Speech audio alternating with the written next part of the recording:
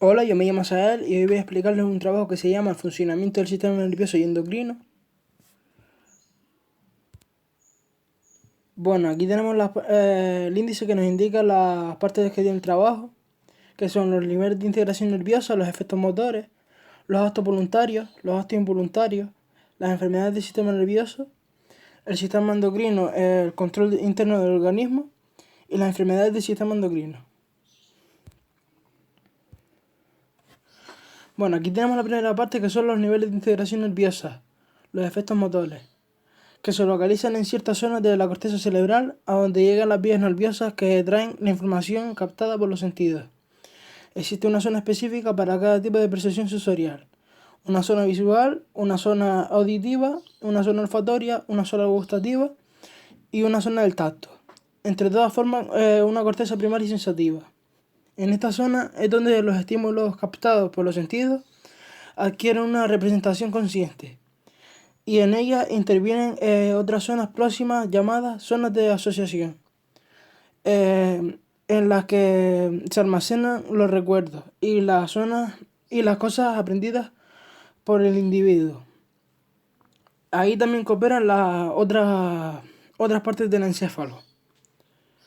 Las respuestas se producen en otras zonas de la corteza primaria motora. Se encuentra en relación estrecha e integrada con las áreas sensoriales.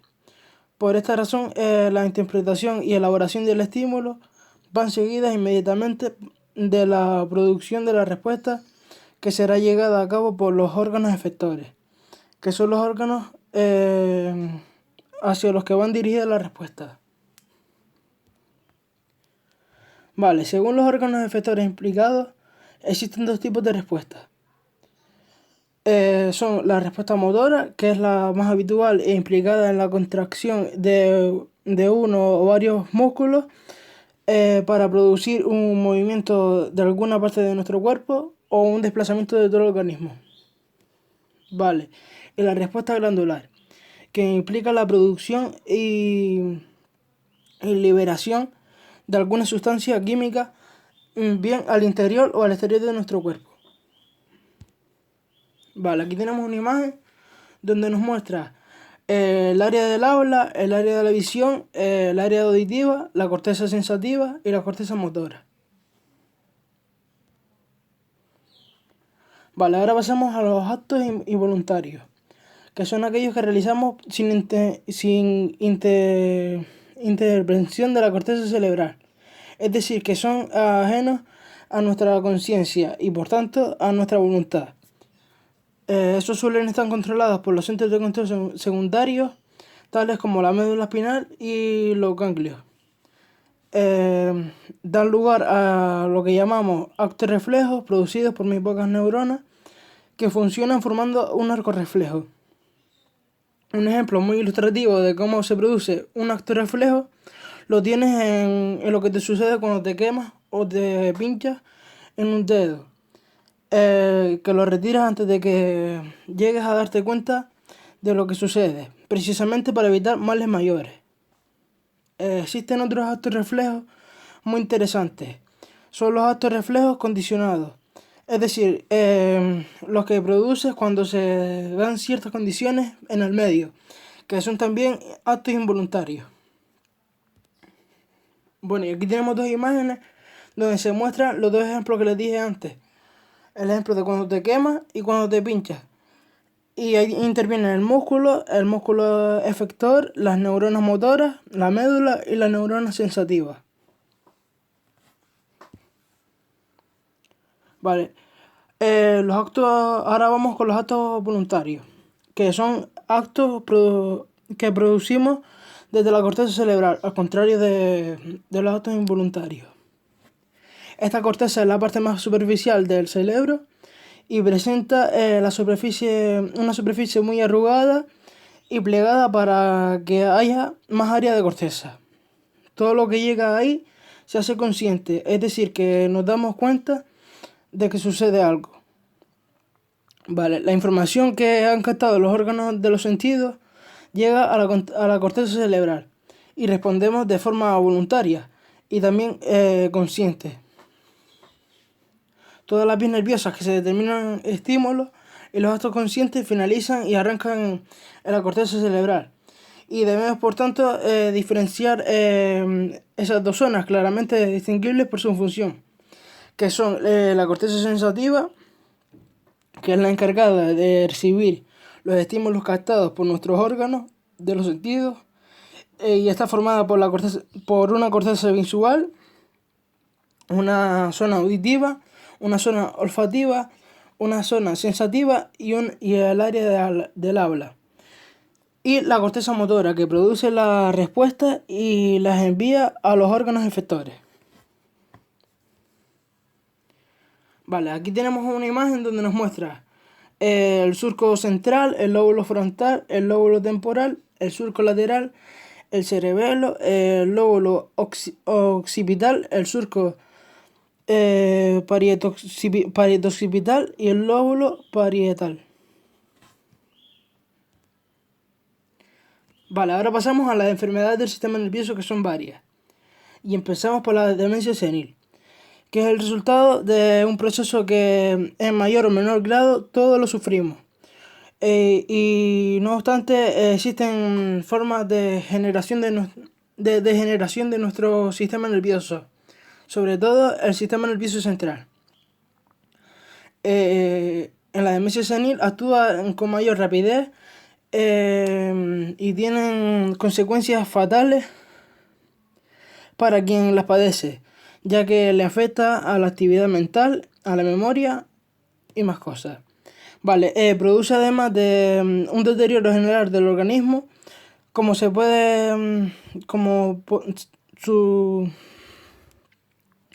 sucede con la llamada enfermedad de Alzheimer.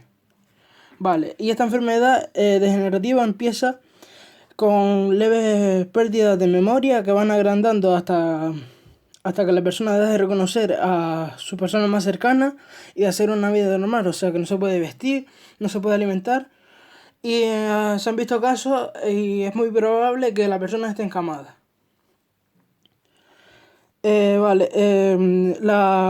La persona con Alzheimer sufre un progresivo adelgazamiento y deterioro que se puede complicar con los pulmones y neuronas. O sea, quiere decir que las personas que tienen Alzheimer les cambia todo el organismo, pierden la memoria, adelgazan y pueden llegar a tener problemas serios. Vale, ahora pasamos a la enfermedad de las vacas locas, o también conocida como el síndrome de Creutzfeldt-Jakob, o típico nuevo o juvenil, que se produce un deterioro muy rápido en el encéfalo que puede provocar la muerte. La enfermedad solo afecta a las personas ancianas, pero sin embargo la nueva variante afecta a todo tipo de individuos y se ha relacionado como el consumo de carne de vacuno enfermo de la encefalopatía espongiforme bovina, como también lo conocemos como la EEB, que por eso ese nombre tiene relación al de la enfermedad de las vacas locas, porque es la carne de vacuno, que es la verdadera enfermedad de las vacas locas, lo que acabo de decir. Vale, la carne de estas vacas está contaminada por proteínas alteradas. Los priones, que al ser ingeridas afectan nuestras propias proteínas y alteran también produciendo la enfermedad. Vale, ahora pasamos al consumo de drogas y sustancias químicas, que se dice que actúan sobre el sistema nervioso, produce una destrucción de neuronas, poco a poco los van deteriorando, muchas veces afecta de forma directa por la destrucción de tejidos y otras afectando a las funciones cerebrales, como la recepción de estímulos, produciendo falsas repeticiones, lo que viene a ser alucinaciones, o recepciones, perdón, que son las alucinaciones, o provocando la incapacidad de recibir estímulos, pérdida de memoria, alteración del apetito, las emociones y más cosas. Vale, y ahora pasamos a los hábitos saludables para la salud mental, para tener sana nuestra mente. que serían una alimentación sana y equilibrada, que nos aporte las sales minerales y las vitaminas adecuadas, además de otros nutrientes. Pasear, desplazarse andando, si es posible, salir al campo, etcétera. Vale. Adaptarse a las posibilidades que tenemos en nuestra vida familiar o laboral. Y encontrar momentos de tranquilidad para realizar actividades tales como leer, hacer deporte o simplemente charlar con una persona. Aquí también podemos hacer, aparte de esto, algo que nos guste. Por ejemplo, aparte de leer, hacer algún hobby que tengamos o charlar con un amigo, como pone aquí, y las cosas que les apetezca. Vale, aquí tenemos ahora unas imágenes que están relacionadas, o más bien definen las enfermedades que les acabo de decir, el consumo de drogas o fármacos, la enfermedad de las vacas locas y el Alzheimer. Vale, ahora pasamos al sistema endocrino, el control interno del organismo. Vale, el sistema endocrino se encuentra repartido por diferentes regiones del cuerpo a través de las glándulas endocrinas. La acción del sistema endocrino es lenta, es más lenta que la del sistema nervioso y a largo plazo. Sus efectos se van viniendo a lo largo de la vida de un individuo. Se van viendo, perdón. Los dos sistemas están muy relacionados. En realidad, el sistema endocrino se regula desde el hipotálamo, que podríamos considerarlo como parte de ambos sistemas. Además, la hipófisis, como se verá después, que tiene una parte nerviosa y otra endocrina. Vale, la acción de las diferentes hormonas se ejerce sobre los órganos o células dianas, que están programadas para responder a los estímulos hormonales. Los efectos son muy variados y se irán estudiando en cada una de las diferentes glándulas. De forma general podemos decir que afecta al metabolismo celular, activando o desactivando genes o proteínas específicas. Vale, y ahora pasamos a las enfermedades del sistema endocrino, que son bastantes. Vale, serían la diabetes. Se desarrolla cuando el páncreas no produce suficiente insulina y los síntomas de la enfermedad incluyen exceso de orina, sensación de sed y apetito, la boca seca, pérdida de peso y dificultad para la cicatrización de heridas, debilidad y cansancio. El tratamiento para esta enfermedad es el suministro externo de insulina mediante inyecciones periódicas. Puede ser insulina obtenida de cerdo o sintética obtenida de ingeniería genética. ¿Por qué el tratamiento de la insulina? Pues más bien es inyectarte la insulina que no está produciendo el páncreas. Vale, ahora pasamos al bocio, que produce el aumento de tamaño de tiroides. Sus síntomas son gran tamaño de cuello, comprensión de la tráquea, y el tratamiento es quirúrgico, o sea que el tratamiento para esta enfermedad es una operación. Vale, ahora pasamos al hipertiroidismo, que produce el aumento de los niveles de las hormonas tiroides en sangre.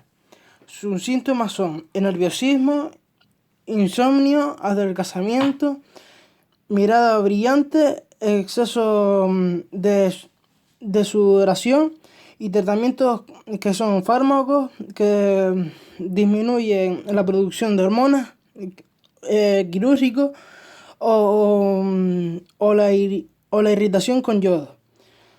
Quirúrgico, que te tienen que operar, y la irritación con yodo. Y los fármacos que, como dice aquí, los fármacos que disminuyen la producción de hormonas. Fármacos que disminuyan esa producción. Una operación y la irritación con yodo. Perdón que me lío. Vale, ahora pasamos al hipotiroidismo, que es la disminución de la función de tiroides. A veces por destrucción de la glándula, sus síntomas son ralentización del metabolismo y ganancia de peso, cansancio y somnolencia. Bradicardia, caída de pelo y el tratamiento es la administración de toxinas sintéticas. Vale, ahora vamos a pasar al hirsutismo, que suele ser debido al exceso de hormonas masculinas, llamados andrógenos. Sus síntomas son la aparición de los pelos negros y gruesos en zonas que son habituales, que no son habituales en la mujer, perdón, como la barbilla, hombros, pelo, y el tratamiento es la inactivación mediante fármacos de este exceso de hormonas. Vale. Ahora pasamos al síndrome de Cushing, perdón. Vale, es el exceso de la producción del cortisol. Sus síntomas son la obesidad, hipertensión arterial, el reparto en el crecimiento, retardo en el crecimiento de los niños, y el tratamiento es la inactivación mediante fármacos de este exceso de hormonas. Ahora pasamos al enanismo, que es la escasa producción de hormonas SDH u hormona de crecimiento en hipófisis. Sus síntomas son escasa estatura, raquitismo, y su tratamiento es el suministro externo de SDH de hipófisis humana o sintética obtenida por ingeniería genética. ¿Qué quiere decir esto? Que la escasa producción de esa hormona, el tratamiento es que inyectársela para poder mejorar esos síntomas o no tener esos síntomas. Vale, ahora pasamos al gigantismo, que es el exceso de producción de la hormona SDH o hormona de crecimiento en la hipófisis. Su síntoma es la estatura excesiva, al contrario de la otra enfermedad, y su tratamiento es el tratamiento específico para inactivar la hormona. Vale, ahora pasamos a la osteoporosis, que tiene muchas causas, y una de ellas es el sede de producción de los estrógenos después de la menopausia. Sus síntomas son fragilidad u rotura de huesos, y sus tratamientos son la inyección de calcio y suministro externo. De estrógenos, perdón. Vale, pues aquí tenemos dos imágenes. En la diapositiva siguiente nos muestran más imágenes de estas enfermedades, como sería la diabetes, el bocio, el enanismo, el gigantismo, la osteoporosis. Y bueno, hasta aquí ha llegado mi trabajo. Espero que te haya gustado. Y perdona por los fallos, porque los nombres son un poco raros. Y perdona por haberme trabado un poco en la presentación.